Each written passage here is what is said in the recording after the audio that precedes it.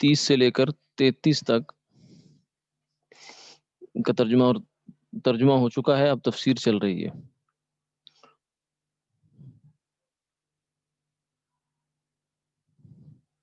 یہاں تک یہ تو معلوم ہو گیا، نیچے سے دوسرا پیرا ہے۔ یہاں تک یہ تو معلوم ہوا کہ انسان کی تخلیق میں یہ حکمت ہے کہ ان کے ہونے سے اصلاح اور شریعت کا انتظام حاصل ہوگا، یعنی یہ دنیا میں جائیں گے تو وہاں جا کر اللہ تعالیٰ کی منشا کے مطابق ایک نظام قائم کریں گے۔ گو کوئی مخالف اس قوت و استعداد اور صلاحیت کو جو اس کو کامل مقدار میں عطا کی ہوئی بے قدری کر کے اس سے نفع نہ اٹھائے، مگر اللہ تعالیٰ کی طرف سے سامان کے جمع کر دینے میں کوئی کسر نہیں چھوڑی گئی، یعنی ہر انسان کے اندر اللہ نے استعداد پوری پوری رکھ دی ہے کہ وہ خیر کا کام کر سکتا ہے۔ اب اس میں فرشتوں کی جانب سے اس احتمال کی گنجائش رہ گئی تھی کہ خیر انسان کو پیدا کر دیا جائے اور ان کی اصلاح کی خدمت ہم کو دے دی جائے، یعنی پیدا تو آپ نے اگر کرنا ہے تو کر دیں، لیکن ان کو سیدھا راستہ دکھانا اور ان کو اچھی بات بتانا، بری باتوں سے روکنا، یہ جو کام ہے یہ ہمارے ذمہ میں کر دیا جائے۔ اس لیے کہ آپ اس بات کو ثابت کرنا چاہتے ہیں کہ ان آدمیوں کی اصلاح بھی آدمی ہی سے ہو سکتی ہے کیونکہ مصلح کے لیے علم کی ضرورت ہے، یعنی انسان انسان سے بے نیاز نہیں ہو سکتا۔ اس لیے اللہ تعالیٰ نے جو انبیاء علیہ السلام بھیجے وہ سب انسان ہی تھے، حالانکہ قومیں یہ سوال اٹھاتی رہی شروع سے ہی۔ نوح علیہ السلام کے زمانے سے یہ سوال اٹھ گیا کہ آپ تو ہمارے جیسے ہی ایک انسان ہیں، حضور کے زمانے تک اٹھتا رہا، تو یہ سوال تو اٹھتا رہا، لیکن اللہ تعالیٰ نے پھر بھی انسان ہی انسانوں کے پاس بھیجے، بلکہ جب فرمایا قُل لَوْ كَانَ فِي الْأَرْضِ مَلَائِكَةٌ يَمْشُونَ مُطْمَئِنِّينَ لَنَزَّلْنَا عَلَيْهِم مِّنَ السَّمَاءِ مَلَكًا رَّسُولًا، اگر فرشتے دنیا میں بستے ہوتے تو پھر ہم فرشتہ رسول بنا کے بھیجتے، لیکن چونکہ انسان ہے تو انسان انسان سے ہی مانوس ہوتا ہے۔ اس کی بہت عام فہم ایک بات یہ بھی کی جا سکتی ہے کہ فرشتہ اگر رسول بن کے آئے انسان کے پاس تو انسان بڑے آرام سے کہہ سکتا ہے کہ تمہارا کیا ہے، تم تو اچھی اچھی باتیں کرو گے، کیونکہ تمہارا تو نہ پیٹ ہے، نہ تمہارا جسم ہے، نہ اس کی کوئی ضروریات ہیں، نہ تمہیں معاش کی تنگی، نہ کوئی اور تنگی۔ ہمارے ساتھ تو 10 طرح کے مسائل ہیں، اس لیے ہم اللہ کے حکام پہ نہیں چل سکتے۔ لیکن انسان انسان کے لیے نمونہ بنتا ہے، اور انسان جو ہے وہ انسان کو یہ دکھاتا ہے کہ دیکھو میرے پیٹ پہ 2 پتھر ہیں۔ اگر صحابی آ کر یہ بتاتا ہے کہ حضور بہت بھوک ہے خندق کے موقع پر، اور ایک پیٹ پہ پتھر باندھا ہوا ہے، اور حضور نے آگے سے کپڑا اٹھا کر 2 پتھر دکھائے، تو انسان ہی انسان کو متاثر بھی کر سکتا ہے اور انسان ہی انسان کے لیے رہنما بھی بن سکتا ہے، کیونکہ مصلح کے لیے علم کی ضرورت ہے۔ واپس ذرا آ جائیں گے، کیونکہ مصلح کے لیے علم کی ضرورت ہے، اور جس خاص علم کی ضرورت ہے وہ ملائکہ کی استعداد سے خارج ہے۔ جی، اس کا بیان یہ ہے کہ ہر منتظم اور مصلح کے لیے ضروری ہے کہ وہ جس چیز کا انتظام اور اصلاح کرنا چاہے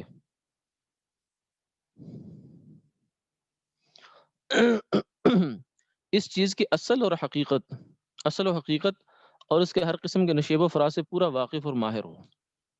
یہی وجہ ہے کہ اگر حاکم اپنی رعایا کی عادات و رسوم و مزاج اور ان کے فائدوں اور نقصان کی باتوں سے واقف نہ ہو تو رعایا کا انتظام درست نہیں ہو سکتا۔ اسی طرح یہاں خلیفہ خداوندی کو جب انسانی طبائع کی اصلاح کا کام کرنا پڑے گا تو ضروری ہے کہ وہ ان طبائع کی کیفیات اور خصوصیات اور ان کے تغیر و تبدل سے پوری طرح آگاہ ہو۔ یہ تو انسان کی باطنی اصلاح کا انتظام ہوا۔ رہا ظاہری اصلاح کا کام، تو شریعت کا یہ کہنا کہ فلاں چیز حرام ہے اور فلاں چیز حلال ہے، اس میں بھی ضرورت ہوگی کہ ان چیزوں کے بہت سے حالات اور خواص اور منافع اور نقصانات معلوم ہوں۔ مثلا نشہ کی چیز حرام ہے، تو اب جو شخص نشہ کی حقیقت اور آثار کو نہ جانتا ہوگا، اس کے سامنے کوئی شراب پی کر بدمست بھی ہو جائے تو وہ اس کو تنبیہ اور نہیں کر سکتا، کیونکہ وہ عذر کر سکتا ہے کہ مجھ کو نشہ ہی نہیں ہوا، اور یہ شخص سے تکذیب نہیں کر سکتا بخلاف اس شخص کے کہ جو جانتا ہو کہ نشہ دار چیز کی کیا خاصیت ہے اور اس کے پینے سے کیا حالت ہوتی ہے۔ غرض خلاصہ یہ ہے کہ انسانوں کی اصلاح انسان ہی کر سکتا ہے۔ ساری بات کا حاصل یہ ہوا کیونکہ انسان کی اونچ نیچ سے 19-20 سے انسان ہی بہتر واقف ہے۔ غرض احوال بشریہ سے جس قدر بشر واقف ہو سکتا ہے، ملائکہ یا جن ہرگز واقف نہیں ہو سکتے تھے۔ اس لیے فرمایا کہ اللہ تعالیٰ نے آدم علیہ السلام کو پیدا کر کے ان کو علم دے دیا، سب چیزوں کے ناموں کا۔ اب وہ آیت مبارکہ دوبارہ آ گئی، وعلم آدم الاسماء، ان کو علم دے دیا سب چیزوں کے ناموں کا، یعنی سب چیزوں کے نام اور ان کے خواص اور آثار سب کا علم آدم علیہ السلام کو دے دیا۔ یعنی یہ آگ ہے، یہ پانی ہے، یہ مٹی ہے، یہ ہوا ہے، اس کی جو انسان کے اندر استعداد ہے یہ آدم علیہ السلام سے چلی آ رہی ہے۔ پھر وہ چیزیں فرشتوں کے روبرو کر دیں، پھر فرمایا کہ مجھ کو بتاؤ ان چیزوں کے نام مع ان کے آثار و خواص کے، اگر تم اپنے اس قول میں سچے ہو کہ ہم خلافت عرضی کا کام اچھا انجام دے سکیں گے۔ فرشتوں نے عرض کیا کہ آپ تو پاک ہیں اس الزام کے سے کہ آدم علیہ السلام پر اس علم کو ظاہر فرما دیا اور ہم سے پوشیدہ رکھا، کیونکہ کسی آیت یا روایت سے ثابت نہیں کہ آدم علیہ السلام کو علم اسماء کی تعلیم فرشتوں سے الگ کر کے دی گئی۔ یہ ایسا نہیں ہے، ہو سکتا ہے وہیں سکھایا ہو، لیکن آدم علیہ السلام کے اندر چونکہ استعداد تھی تو وہ سیکھ گئے، فرشتوں کے اندر استعداد نہیں تو وہ نہیں سیکھے۔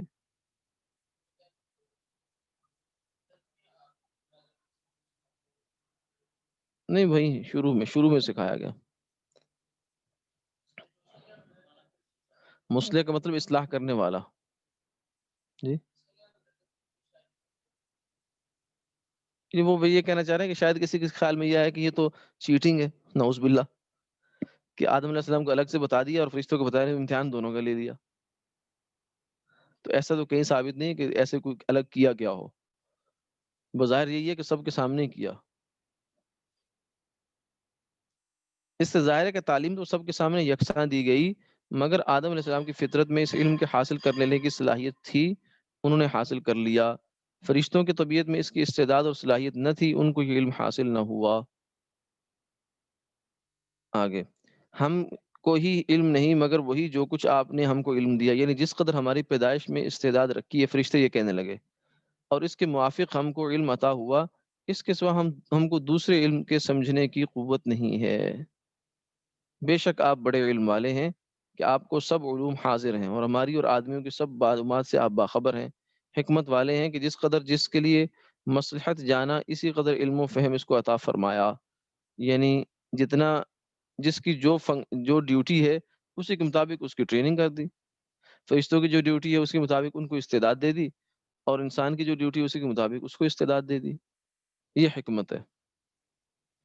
اس سے فرشتوں کا یہ اعتراف تو ثابت ہو گیا کہ وہ اس کام سے عاجز ہیں جو نائب کے سپرد کرنا ہے، یعنی نائب اللہ تعالیٰ کا انسان ہی ہے، فرشتے نہیں ہیں، فرشتے معاون ہیں۔ آگے حق تعالیٰ کو یہ منظور ہوا کہ آدم علیہ السلام میں اس خاص علم کی مناسبت کو فرشتوں کے سامنے آشکارا فرما دیں۔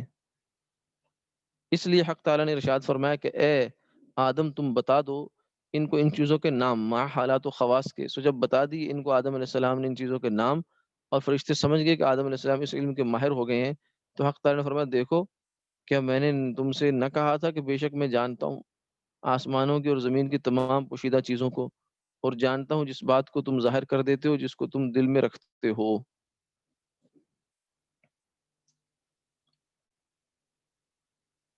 تو یہاں تک یہ فرشتوں کے جو واقعہ ہے اس کا حاصل و محصول یہ نکلا کہ آدم علیہ السلام کو اللہ تعالیٰ نے جب پیدا کرنا چاہا تو فرشتوں کی طرف سے یہ سوال سامنے آیا، اشکال سامنے آیا کہ ان کو کیوں پیدا کیا جا رہا ہے۔ تو اللہ تعالیٰ نے فرمایا کہ مجھے زیادہ بہتر ہے میں کیوں پیدا کر رہا ہوں، کیونکہ ویسے تو اللہ تعالیٰ نے جو فرشتوں کے سامنے اسکیم رکھی تھی، انی جاعل فی الارض خلیفہ، خلیفہ کے لفظ خود بتا رہا تھا کہ سارا آگے کہانی کیا ہونے جا رہی ہے، لیکن فرشتے اس بات کو نہیں سمجھ سکے۔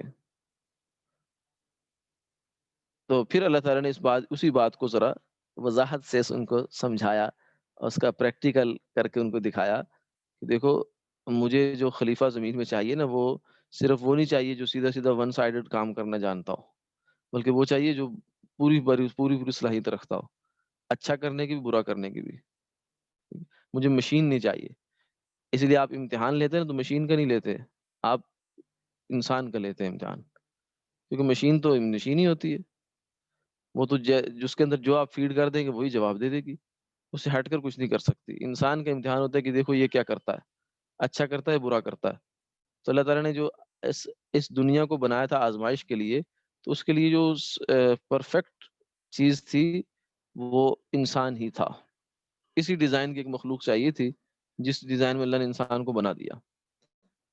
تو یہ بات فرشتوں کو پھر اللہ تعالیٰ نے سمجھائی عملی طریقے سے، کہ ان کو آدم علیہ السلام کو کچھ معلومات دے دی، اور پھر فرشتوں سے کہا کہ تم بھی بتاؤ اور یہ بھی بتائیں۔ اور آدم علیہ السلام چونکہ ان معلومات کی استعداد زیادہ رکھتے تھے، اسے وہ زیادہ پک کر گئے، اور فرشتے جو ہیں وہ کم استعداد رکھتے تھے تو وہ نہیں کر سکے، لہذا فرشتوں نے مانا کہ ہاں بالکل ٹھیک ہے، جس قسم کی یہ جاب ہے، خلافت کی ڈیوٹی ہے، اس کے لیے آدم ہی موزوں ہے، یہی خلیفۃ اللہ ہو سکتا ہے فی الارض۔ تو انسان اللہ کا خلیفہ ہے اس زمین میں۔ جی، ہر انسان یہاں مراد نہیں ہے، یہاں وہ مراد ہے جو بڑے لوگ ہیں، جیسے انبیاء علیہ الصلوۃ والسلام یا ان کے آگے نائب۔ آگے آیت ربط دیکھ لیجیے، پچھلے واقعہ میں جب آدم علیہ السلام کی فضیلت فرشتوں پر ظاہر ہو چکی اور دلائل سے بات ثابت ہو گئی کہ خلافت کی صلاحیت کے لیے جن علوم کی ضرورت ہے وہ سب آدم علیہ السلام کو حاصل تھے، اور ملائکہ کو ان میں سے بعض علوم حاصل ہیں، اور جنات کو تو ان علوم کا بہت ہی کم حصہ حاصل ہے۔ خاص اس حیثیت سے آدم علیہ السلام کو تو ملائکہ اور جن دونوں گروہ کے علوم کے جامع ہیں، اور ان کا شرف دونوں جماعتوں پر ظاہر ہو گیا۔ یعنی جن تو ویسے ہی انسان سے نیچے ہے، اور فرشتوں کا کچھ خیال ہو سکتا تھا کہ شاید وہ اوپر ہوں، تو اس امتحان نے اور اس ساری کارروائی نے یہ بات ثابت کر دی کہ نہیں، انسان فرشتوں سے بھی اونچا ہے۔ اب حق تعالیٰ کو منظور ہوا کہ اس بات کو معاملہ سے بھی ظاہر فرما دیا جائے، یعنی اس کا کوئی انعام بھی ہونا چاہیے۔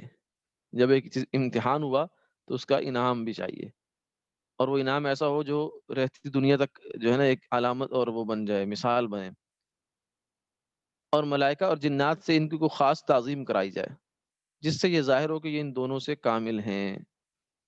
تو اس موقع پر پھر فرمایا وَإِذْ قُلْنَا لِلْمَلَائِكَةِ اسْجُدُوا لِآدَمَ فَسَجَدُوا إِلَّا إِبْلِيسَ أَبَى وَاسْتَكْبَرَ وَكَانَ مِنَ الْكَافِرِينَ۔ آیت نمبر 34 ہے سورہ بقرہ۔ ترجمہ، اور جب کہا ہم نے فرشتوں سے کہ سجدہ کرو آدم کو، تو سب سجدہ میں گر پڑے سوائے ابلیس کے،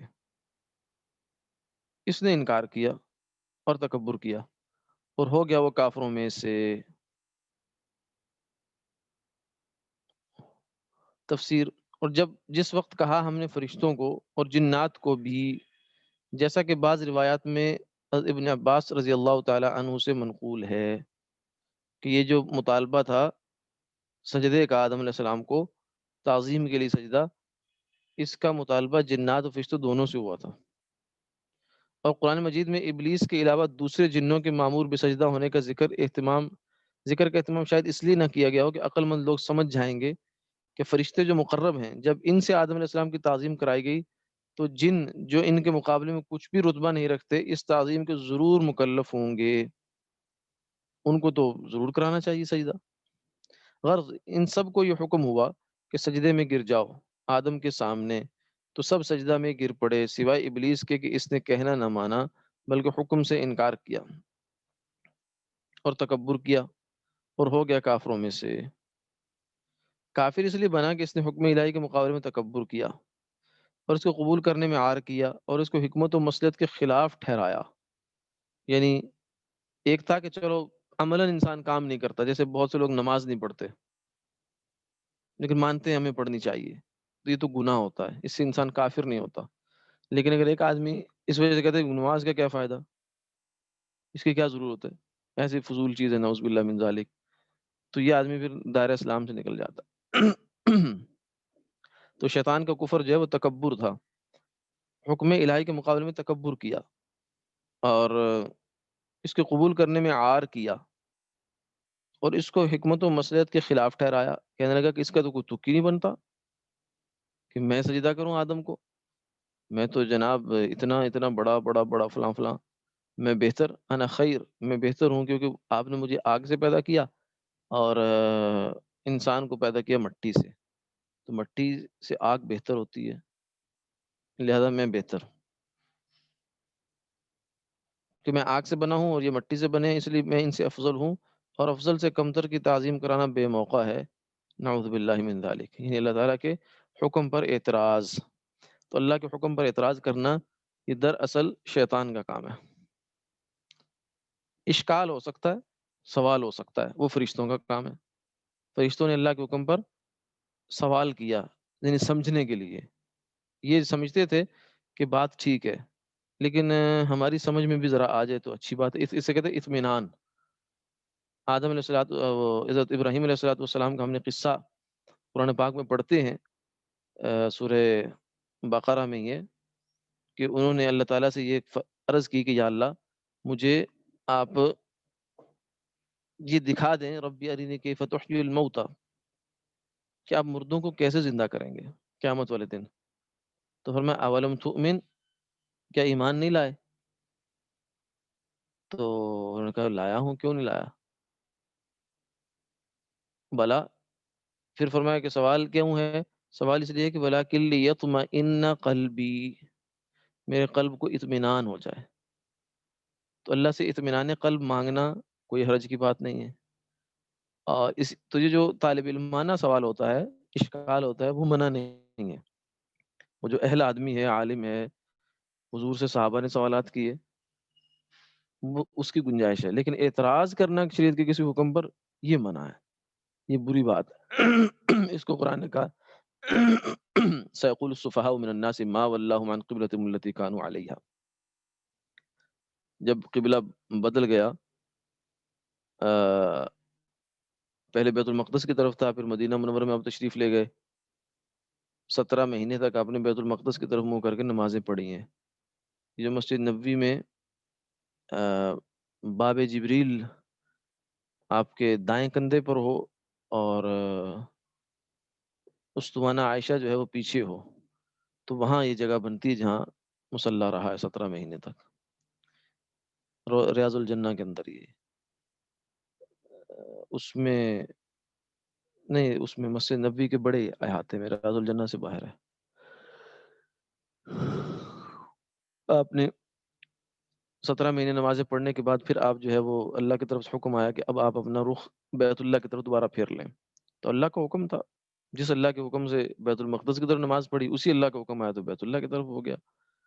تو اس موقع پر کچھ لوگوں نے اعتراض کیا، یہودیوں نے، کوئی شاید منافقین بھی ہوں گے اس میں. تو انہوں نے کہا کہ ان کے اعتراض کو اللہ تعالیٰ نے قرآن پاک میں بیان کیا. دوسرے پارے کی پہلی آیت ہے، سيقول السفهاء من الناس ما ولاهم عن قبلتهم التي كانوا عليها. ان قریب بے وقوف لوگ یہ کہیں گے کہ کس چیز نے ان کو پھیر دیا ہے اس قبلے سے جس پر یہ پہلے تھے. تو اللہ کے حکم پر اعتراض نہیں کرنا چاہیے، سوال کر سکتے ہیں سمجھنے کی نیت سے، اور وہ بھی جب جب انسان کی استعداد ہو. اب ایک آدمی جو ہے نا پی ایچ ڈی کا سوال کر دے، پرائمری کا بچہ، تو اس کو ظاہر ہے کہ جواب میں مایوسی ملے گی. لیکن اس کا یہ مطلب نہیں ہوگا کہ جواب نہیں ہے، اس کا مطلب یہ ہوگا کہ اس کی استعداد نہیں ہے. تو اہل علم کے پاس، علماء کے پاس ہر بات کا جواب ہے، لیکن مسئلہ یہ ہے کہ ہماری اتنی استعداد بھی ہو کہ ہم اس جواب کو پک کر سکیں. اس لیے بعض بار جواب نہیں دیتے، کہتے چھوڑو اس بات کا جواب نہیں، چھوڑ دو اس بات. مقصد یہ ہوتا ہے کہ آپ کے بھی اتنی استعداد نہیں ہے کہ آپ اس کا جواب سمجھ سکیں. آدمی جب آگے آگے بڑھتا ہے تو اس کو بہت سے اشکالات تو خود ہی ختم ہوتے جاتے ہیں، کیونکہ بہت سے اشکالات جو انسان کو اسلام پر ہوتے ہیں وہ کم علمی کے ہوتے ہیں، کم فہمی کے ہوتے ہیں.